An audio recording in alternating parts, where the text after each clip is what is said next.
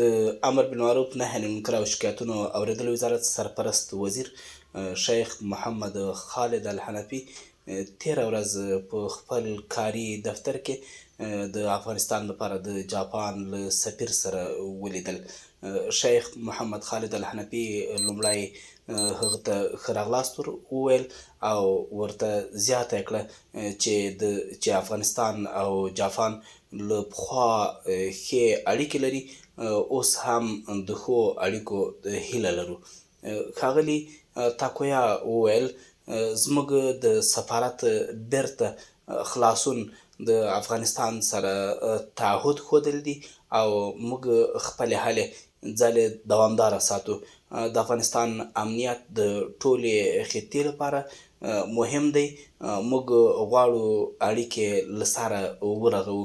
هغه وویل چې تاسو له وړاندې ویلي وو چې زموږ مسؤلیت هغه د معاشرې اصلاح، د خلکو اخلاقي جوړښت، د مخدره موادو مخنیوی دی، خو د شکایتونو اورېدلو بخش بیا زما لپاره ډیر جالب او دا ډیر مهم و، چونکې په دغه بخش کې د خلکو شکایت په ازادانه توګه باندې اورېدل کېدلی شي.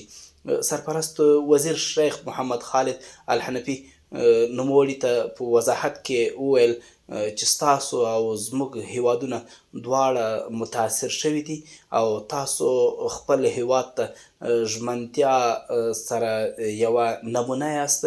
موږ هم همداسې اراده لرو. په دغه برخه کې ستاسو همکاري ته اړتیا لرو. د یو هیواد ترقي، ښه حکومتولي، ملت ته ژمنتیا او نړۍ سره تعامل پورې تړلې ده چې موږ د دغو ټولو برخو کې ښه اراده لرو. زموږ د وزارت بنسټ د ټولنې د اصلاح لپاره ایښودل شوی. د سمې شکایت برخه مو د ولس لپاره ښه اسانتیا لري.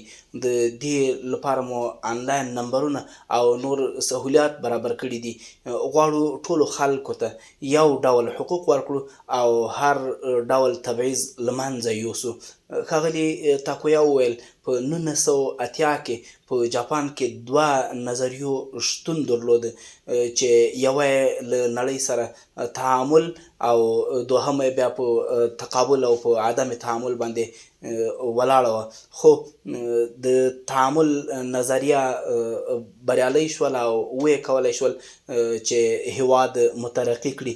چې شیخ صاحب ورته وویل دلته یوه نظریه ده، له مشره تر کشره پورې د ټولو یو نظر ده. ټول غواړي نړۍ سره ښې اړیکې ولري، تعامل کوو، خو اما د دین او اسلامي ارزښتونو په سر معامله نشو کولی، بلکې دین راته تر هر څه ډیر اولویت لري.